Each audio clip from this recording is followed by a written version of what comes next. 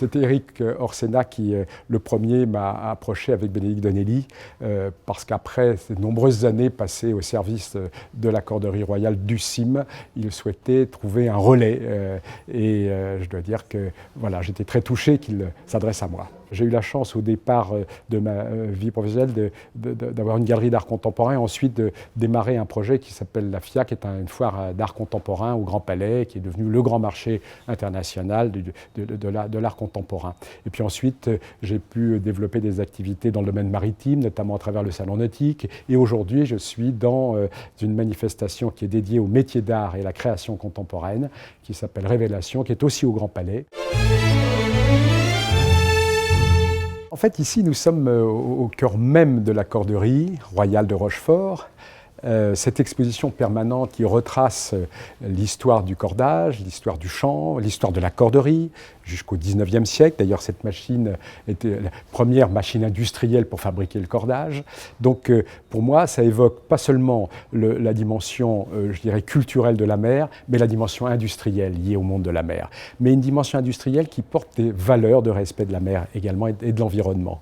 Parce que, en fait, depuis la création de la Corderie royale, des valeurs sont portées par ce bâtiment emblématique. Pour moi, en fait, ce bâtiment se rapproche de Versailles, mais un Versailles qui est tourné vers le monde industriel, avec toutes les valeurs qui étaient à l'époque portées par la recherche, l'innovation, la création. Et mon action et l'action du CIM, du Centre international de la mer, dans les années à venir, dans les mois à venir, c'est bien de valoriser cette dimension moderne, de modernité, dans les valeurs que porte la Corderie royale. Je suis très attaché à l'aspect historique des choses. Le patrimoine, c'est quelque chose qui me touche de très très près. Mais pour moi, il n'a de sens que parce que justement, il s'inscrit dans le monde d'aujourd'hui.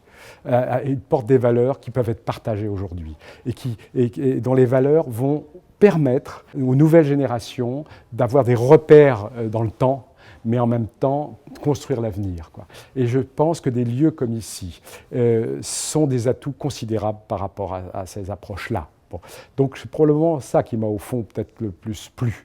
J'aime l'architecture de cet endroit, j'aime cette lumière et j'aime les valeurs qui sont portées par cette région, tout simplement, et ce lieu. Ma mission, si je puis m'exprimer ainsi, ce sera d'apporter des propositions pour que le CIM non seulement continue à vivre, que la Corderie, mais rayonne de plus en plus sur le plan national et international et offre des opportunités d'expérience particulière aux différents visiteurs.